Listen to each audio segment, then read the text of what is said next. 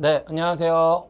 네, 모두공인 솔루션 부동산학 개론 강의를 맡게 된 이인호라고 합니다. 네, 반갑습니다. 네, 이제 오늘 이 시간에는요, 이제 어떤 내용들을 가지고 말씀을 좀 드릴 거냐면, 이제 이번에 모두공인에서 이제 공인중개사 과정 런칭하면서 이제 각 과목들에 대한 기본적인 공부 방법들, 그 다음에 그 과목들에 대한 특성들, 그다음에 커리큘럼 뭐 이런 것들을 좀 말씀드리기 위한 자리라고 보시면 되고요. 이제 저는 부동산학 개론이라는 과목을 맡고 있는 상황이라 그 부동산학 개론과 관련된 내용들을 조금 정리해 보도록 하려고 해요. 그러면 일단 어떤 얘기들을 가지고 이 오리엔테이션을 좀 가져가려고 하냐면 딱 세 가지 정도 말씀을 드릴 겁니다. 그리고 그 세 가지가 뭐가 될 거냐면 일단 우리 부동산학 개론 해야 되잖아요. 그러면 일단 그 부동산학 개론이라는 것이 어떠한 특성을 가지고 있는지, 부동산학 개론이 뭔지 그거에 대한 이야기들을 좀 드릴 거고요. 그 다음에 그 부동산학 개론을 제가 강의를 할 거잖아요. 그러니까 일단 제가 또 어떤 사람인지 아셔야 될 것 같고요. 그 다음에 그 두 개를 결합해서 부동산학 개론과 저를 결합해서 이제 여러분들의 합격을 위해서 어떠한 커리큘럼을 가지고 진행을 하게 될지 그런 것들을 좀 이야기하려고 해요. 그래서 딱 세 가지만 아시면 되세요. 부동산학 개론이 뭔지, 그 다음에 제가 어떤 사람인지, 그 다음에 그 두 개를 결합한 커리큘럼은 어떻게 진행이 될 건지 그런 것들을 가지고 이야기를 좀 드릴 거고요. 그러면 이제 제일 첫 번째 부동산학 개론과 관련된 이야기가 되는 거고, 과목의 특성과 출제 경향을 알면 전략적인 합격의 솔루션이 보인다라는 거예요. 다시 말씀드려서 일단 부동산학 개론이 어떤지를 알고 계셔야 되고요.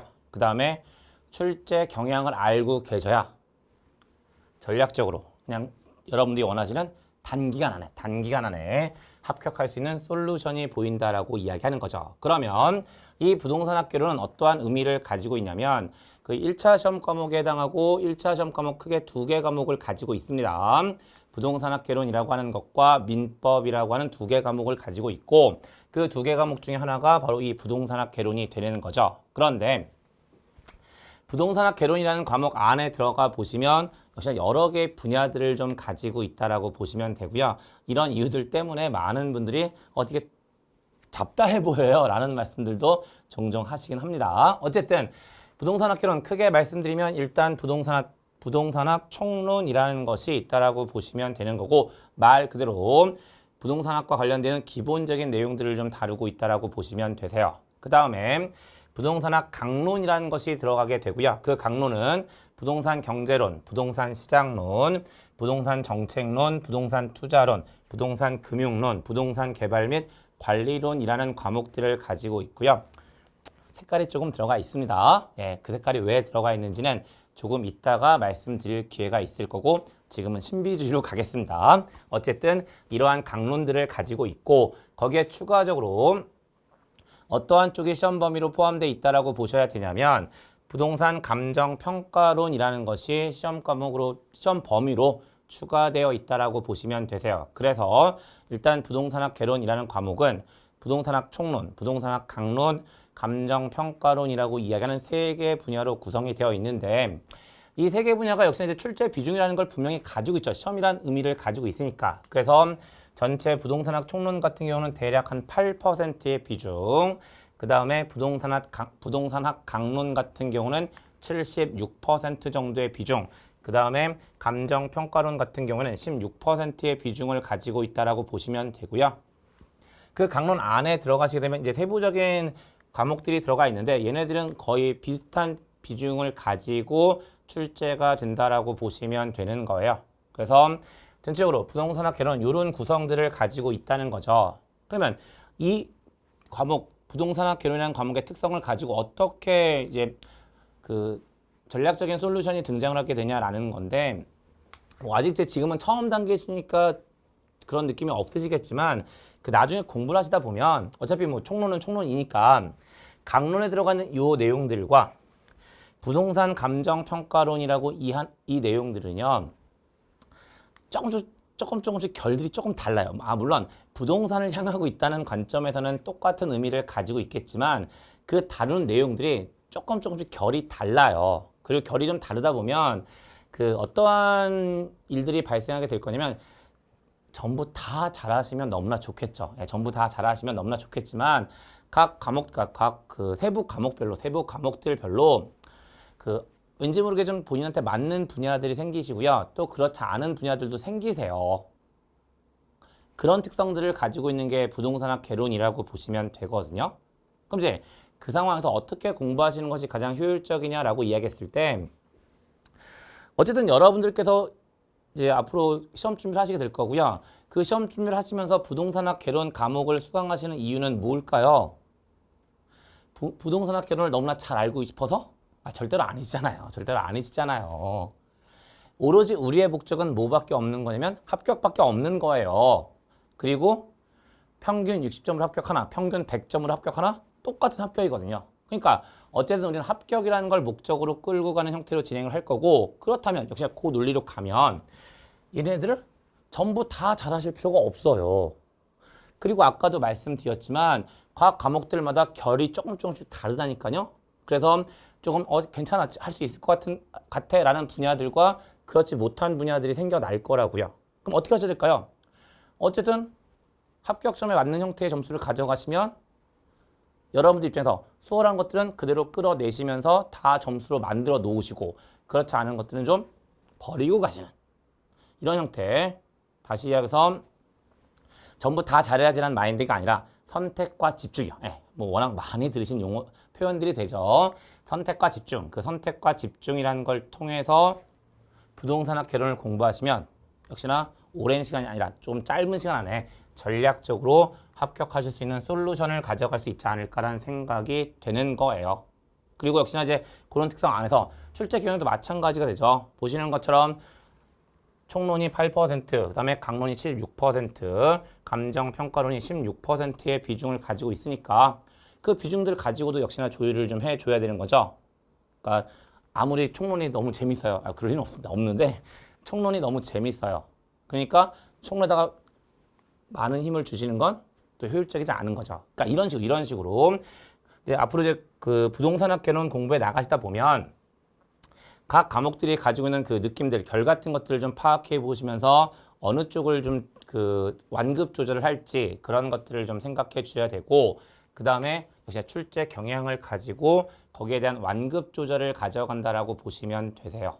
그리고 그게 바로 이제 여러분들께서 전략적으로 합격하실 수 있는 하나의 솔루션이 된다라고 보시면 되는 거고 거기에 추가적인 얘기 한 가지만 또 드리죠. 그리고 그게 바로 뭐냐면 이 색깔의 비밀입니다. 색깔의 비밀. 색깔의 비밀 잠깐 말씀드리는 건데 색깔 보시면 어떤 색깔과 비슷한 색깔을 가지고 있을까요? 나름대로 신호등 색깔을 표현해 본다라고 표현해 본 거예요. 그래서 지금 부동산 경제론과 부동산 투자론과 부동산 개발 및 관리론 같은 경우는 녹색으로 칠해져 있고 부동산 시장론과 부동산 금융론은 노란색으로 칠해져 있고 부동산 감정평가론은 붉은색으로 칠해져 있어요. 무슨 얘기를 드리려고 하냐면 역시나 부동산 개론을 공부하시다 보면 어떤 복병이 분명히 등장을 할 거냐면 계산 문제라는 복병이 등장을 할 거예요. 그러면 이제 그 계산 문제는 어떻게 할 거냐라는 건데 일단 그 전체에서 계산 문제가 출제될 가능성들이 있는 분야들이 지금 하얀색이 아닌 분야들이 계산 문제들이 출제될 수 있는 분야들이라고 보시면 되세요. 그런데 문제는 뭐냐면 그 계산 문제를 어떻게 할 거냐는 거죠.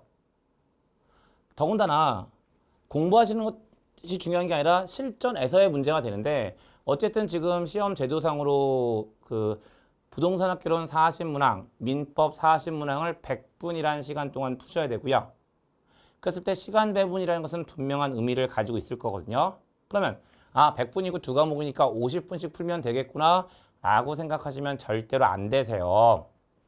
일반적으로 민법을 이제 푸시는데 시간이 좀 많이 소요되기 때문에 부동산학 개론 같은 경우는 맥시멈 40분, 뭐 가장 이상적인 건 한 35분, 35분에서 40분 정도의 마무리 짓고 나머지 시간에 민법 푸셔야 되는 거거든요. 그러면 그랬을 때 이제 뭐가 문제가 되냐면 계산 문제라고요. 일반적으로 말 문제와 계산 문제 두 가지를 놓고 봤을 때 말 문제보다는 계산 문제가 훨씬 푸는데 시간이 오래 걸릴 거잖아요. 그리고 또 한편으로 계산 문제는 알면 풀고 모르면 못 푸는 그런 성향을 가지고도 있습니다.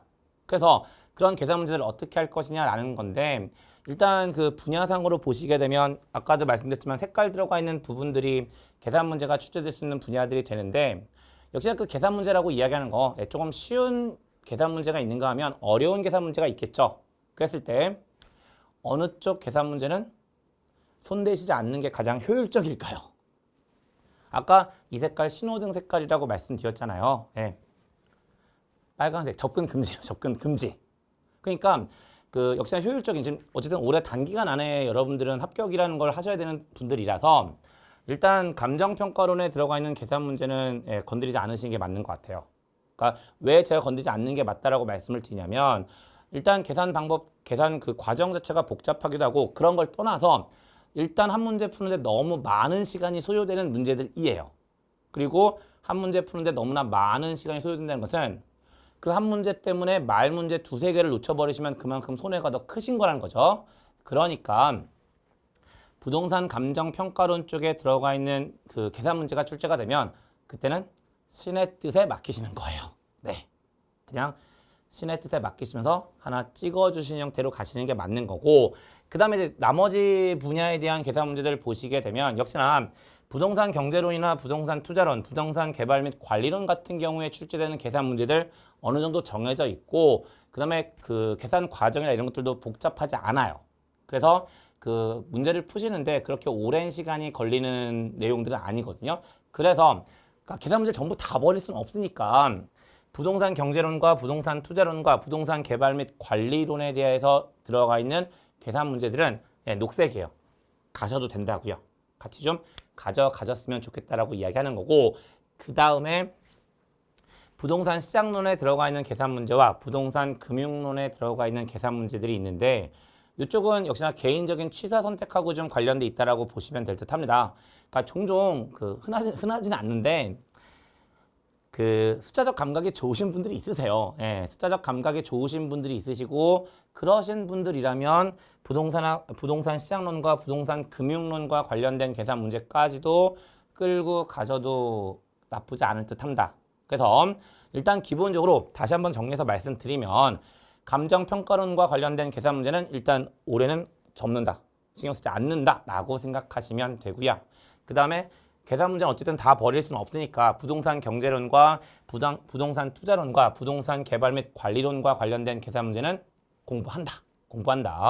그 다음에 부동산 시장론과 부동산 금융론과 관련된 계산 문제는 각자 상황에 따라 다르다.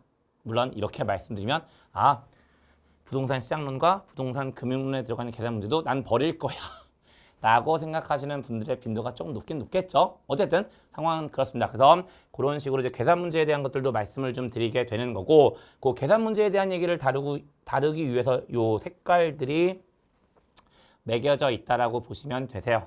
그래서 계산 문제에 대한 얘기까지 말씀을 드렸고 그래서 결론적으로 기출문제와 세부 과목의 특성을 파악한 후 전략적으로 학습하는 것이 가장 중요하다라고 말씀을 드리게 되는 거고 요게 이제 부동산학 개론과 관련된 내용들이 되는 거예요. 그러면 이제 부동산학 개론에 대한 내용들을 살펴보셨으니까 이제 저에 대한 얘기를 좀 드려야 될 것 같은데 저에 대해서 그렇게 많은 얘기를 드릴 생각은 사실 없어요. 왜냐하면 저 이렇게 강의하면서 저를 소개하는 것만큼 민망한 건 없더라고요. 그래서 그냥 간단하게 말씀드리겠습니다. 어쨌든 저는 여러분들과 함께 부동산학 개론 강의를 진행할 거고 강의 전문가와 함께하면 전략적인 합격의 솔루션이 보인다라고 말씀을 드립니다. 결국 앞에서 이제 부동산학 개론에 대한 것들을 보셨고요. 이제 이걸 여러분들은 공부를 하셔야 되는데 강의 전문가인 제가 일단 어때 보이세요? 일단 제가 보기엔 저랑 가장 닮아 보였어요. 어쨌든 그 강의 전문가인 저와 같이 하시면 이 부동산학 개론 어렵지 않게 이해하고 공부할 수 있을 거라고 말씀을 드리고요. 역시나 이제 어쨌든 강의 때문에 있는 요 자리가 되니까 어쨌든 강의만큼은 적게 하지 않았다라고 자부할 수 있습니다. 그러니까 수험 쪽 강의, 그러니까 일단 그냥 강의 자체만 가지고 제 대학 강의부터 시작을 해서 그 강의라는 것 자체만 가지고 이야기하면 20년 넘었어요. 20년 넘었고요. 그러니까 수험 쪽 강의는 15년 정도 하고 있다라고 보시면 되세요. 물론 또 이렇게 말씀을 드리면 갑자기 제 나이 같은 것들을 상상하시는데 일단 그냥 보이는 대로 보셨으면 좋겠고, 사실은 제가 강의를 좀 일찍 시작해서 이제 그런 일이 발생한 거니까 생각보다 그렇게 연로하지 않습니다. 연로하지 않고요. 어쨌든 뭐 강의 경력은 뭐 누구 못지않게 강의한 사람이고, 더군다나 수험 쪽에서 15년 이상을 강의하다 보니까 시험에 어떻게 최적화해야 되는지를 알고 있어요. 시험에 어떻게 최적화해야 되는지를 알고 있는 상황이니까 저 믿고 따라오시면 부동산학개론 크게 어렵지 않을 거다라고 보시면 되세요. 그래서 저에 대한 얘기 이 정도로 말씀을 드린 거고요. 그럼 이제 부동산학개론과 이인호의 콜라보를 통해서 어떠한 커리큘럼을 가지고 진행하게 될 거냐라는 건데, 역시나 전략적인 합격의 솔루션을 제시하는 커리큘럼은 따로 있다는 거죠. 따로 있다는 거예요. 그러니까 지금의 이제 공인중개사 시험 목적사항으로 들어가 있는 여러 가지 커리큘럼들을 보면 아주 단계별로 쪼개져 있어가지고 좀 길기도 하고요. 그 다음에 똑같은 과정들이 조금씩 약간의 변형을 거치면서 계속 반복되는 형태, 그런 형태로 진행되고 있다는 거죠. 근데 그렇게 가시면 지쳐요. 지칩니다. 그래서 이제 이번에 모두공인에서는 딱 전략적으로 합격할 수 있는 최적의 솔루션을 위한 커리큘럼이 준비되어 있다라고 보시면 되고요. 그게 3스텝으로 되어 있다라고 보시면 되세요. 첫 번째, 아무리 급해도요, 할 건 해야 돼요. 그러니까 뭐 수험이라는 게 최대한 빨리 합격하고 나가시면 제일 좋긴 하지만, 그렇다고 해서 필수적인 단계를 건너뛰고 갈 수는 없습니다. 항상 급히 먹는 밥은 체예요. 체합니다. 그래서 일단 아무리 급해도 할 건 해야 되는 거고요. 그게 바로 뭐가 될 거냐면, 이제 여러분들 부동산학개론을 공부하실 텐데 대부분의 분들이 이제 부동산학개론이라는 과목이 처음일 거라고 보여져요. 그러면 부동산학개론이라는 걸 처음 하기 위해서는 당연히 뭐부터 숙지가 되어 있어야 될까요? 조금 유치한 예가 될 수도 있을 것 같긴 한데, 여러분들께서 영어를 제일 처음 공부하실 때 제일 처음에 뭐부터 하셨을까요? 굿모닝부터 하시지는 않으시는 거잖아요. 당연히 제일 첫 번째 알파벳부터 시작을 하시는 겁니다. 마찬가지예요. 부동산학개론을 처음 하기 위해서는 그 부동산학개론에 사용되고 있는 기본적인 개념들 또는 용어 같은 것들, 그런 것들을 정리하시는 것은 너무나 중요하시죠. 그래서 스텝 1, 기초를 다질 겁니다. 아무리 급해도 기초는 다져야 돼요. 그래서 아무리 급해도 할 건 한다. 할 건 해야 한다. 그래서 필수 용어 정리와 관련된 내용들을 진행을 할 거예요. 그러면 이제 부동산학개론과 관련되는 필수 용어가 정리가 되었으니까 이제 스텝 2로 넘어가는 거죠. 그리고 이 스텝 2에서 전략적인 솔루션을 제시하는 겁니다. 일단 시험에서 합격하는 게 가장 중요하다고 말씀을 드렸고, 거기서 가장 좋은 그 자료는 뭐가 될 거냐면 기출문제가 될 거예요. 그래서 기출이 답이다라는 거죠. 그리고 그런 목적상 최적의 합격 솔루션을 만들어 드리기 위해서 핵심 기출 총정리라는 제목을 가지고 기본 이론과 기출문제 중심으로 강의가 진행이 될 거예요. 그리고 그게 바로 스텝 2가 된다라고 보시면 되는 겁니다. 그러면 이제 스텝 2까지 가게 되면 이제 기출문제를 베이스로 해서 내용들을 쭉 정리를 하셨잖아요. 근데 내용을 정리한 것만으로 끝낼 수는 없습니다. 어쨌든 여러분들께서는 그 정리한 내용을 가지고 시험 당일날 가셔서 답안지다가 문제를 푸셔야 되는 거예요. 그러면 그걸 하기 위해서는 모두 분명한 의미를 가지고 있을 거냐면 실전 경험이라는 것도 분명한 의미를 가지고 있어요. 당연히 그러니까 뭐 굳이 시험의 문제가 아니더라도요. 실전 경험이라는 것이 중요하다는 것은 뭐 이런저런 상황에서 많이들 이야기하잖아요. 시험도 마찬가지죠. 그래서 실전 경험이라는 건 너무나 중요한데, 그렇다고 해서 진짜 시험을 매년 보십시오라고 얘기할 수는 없는 거잖아요. 그래서 진짜 시험에서 제대로 뭔가 실력을 발휘하기 위해서 그 실전 경험을 쌓아드리기 위해서 스텝 3에서는 실전 모의고사가 진행된다라고 보시면 되세요. 그래서 스텝 3는 파이널 과정으로서 실전 모의고사가 진행된다라고 보시면 되는 겁니다. 그래서 다시 한번 말씀드리면 필수 용어 정리를 통해서 스텝 1 기초를 다질 거예요.